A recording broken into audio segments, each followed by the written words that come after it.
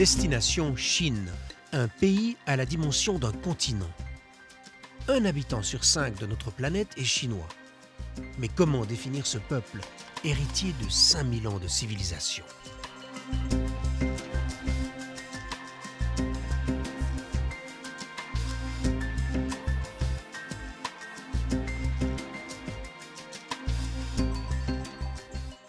Lena Jiang, ancienne diplomate, a choisi de vivre en Suisse, mais son pays ne l'a jamais quitté.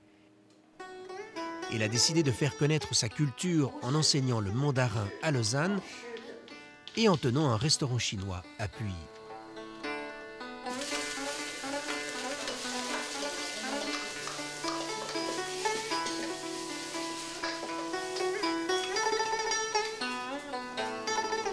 Qu'est-ce qui, au fond de vous, reste de profondément chinois?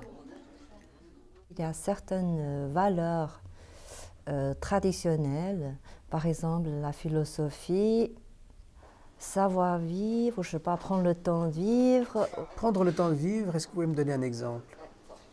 Quand les Chinois mangent à la table, on ne dit pas « bon appétit ». On dit « manger lentement ».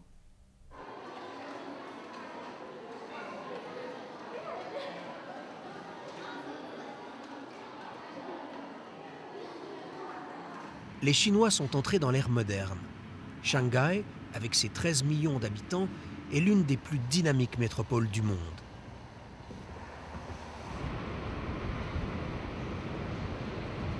Chez nous, il y a un proverbe qui dit «世上无难事，只要肯登攀».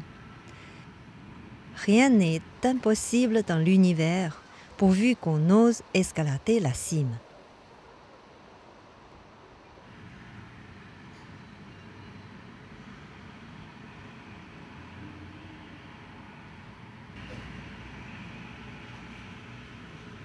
Les Européens me semblent avoir peur de l'avenir.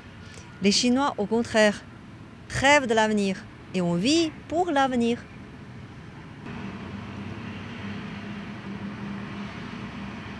Là, comme ailleurs en Chine, les gratte-ciel n'ont pas tué les poumons historiques de la ville. Le vieux Shanghai a survécu dans une harmonie étonnante avec la vie du XXIe siècle.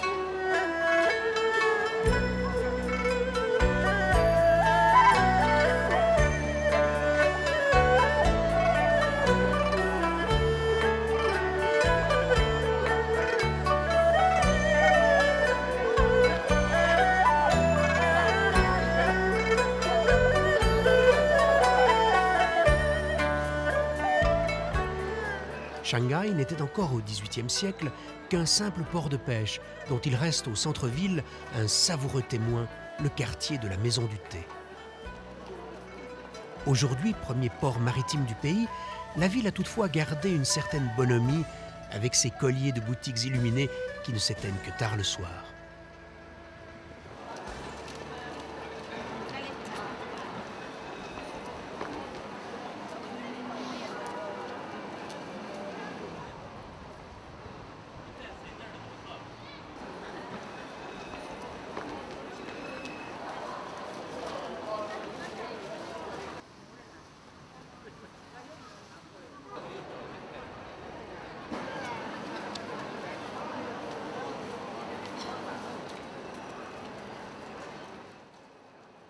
Shanghai, qui se veut plus moderne encore que Hong Kong, laisse exploser sa vocation de capitale commerciale dans un déchaînement d'enseignes lumineuses.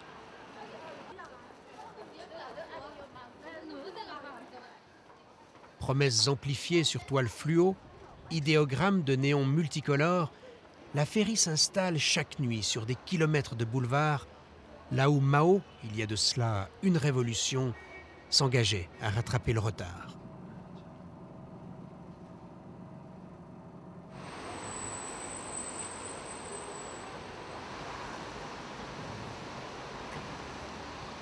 L'environnement devient l'une des préoccupations majeures dans la Chine moderne d'aujourd'hui. À Changzhou, une ville industrielle située à une centaine de kilomètres de Shanghai, les règles éthiques préconisées dans les usines se multiplient.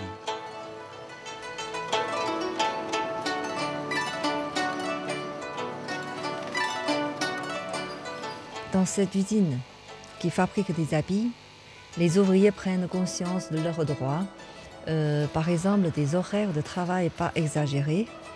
Ils apprennent aussi à lutter contre le gaspillage. On essaie de polluer moins.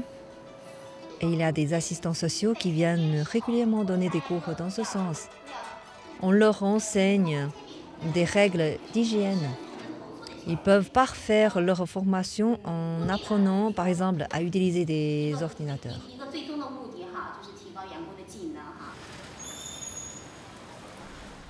Est-ce qu'il est facile pour un occidental de s'établir en Chine? Je pense que ce n'est pas si difficile si une fois vous connaissez bien notre langue. C'est un outil pour comprendre la mentalité chinoise.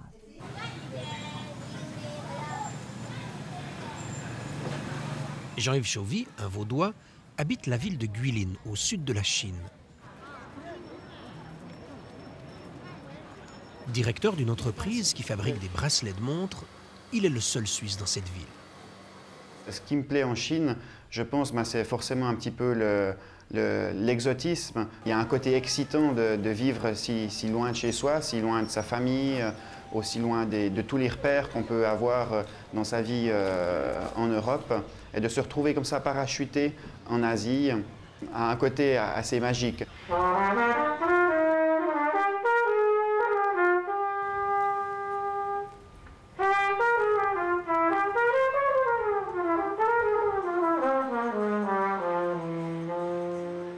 Dès les premières semaines, en fait, je me suis vite habitué que ce soit à la nourriture, au contact avec les Chinois. Il faut savoir qu'ici, à Guilin, on est quand même déjà bien dans les terres. On est à environ 1000 km de Hong Kong.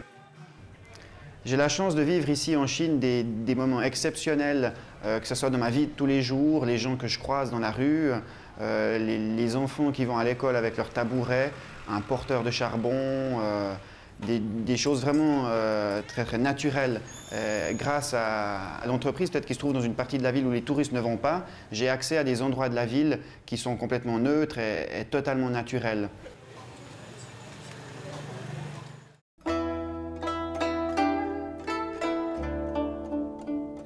Le paysage qui entoure la ville inspire les peintres chinois depuis de nombreux siècles. Il a dicté un style et un art qui continuent de vivre. Ici, les formes des montagnes ressemblent à des dessins d'enfants, tant leur forme jaillit du sol de manière presque irréelle.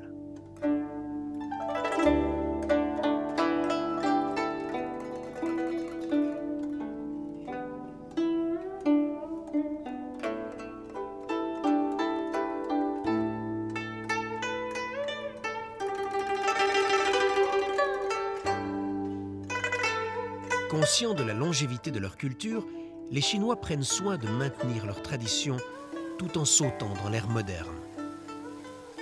À Guilin, les Chinois raffolent de ces reconstitutions où revit l'esprit de leurs ancêtres.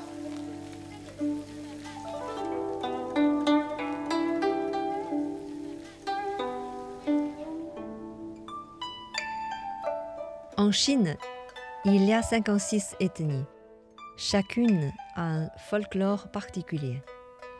La principale ethnie est celle des Han, qui représente à eux seuls plus que 90% de la population chinoise.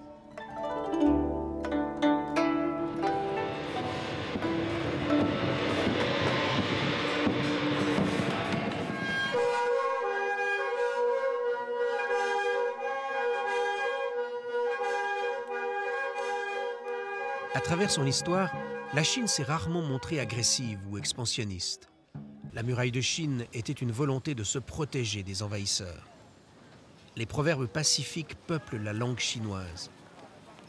Quand on est fâché contre quelqu'un, on dit « Ren yi xia, feng ping lang jing, tui yi bu, hai kuo tian kong ».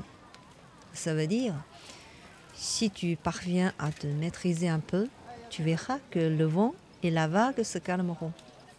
Si tu recules d'un pas, la mer et le ciel deviendront vastes. » Le pays se transforme, et s'il s'occidentalise, il garde néanmoins ses racines. Ce sont là ses boussoles et peut-être ses plus sûrs instruments d'épanouissement.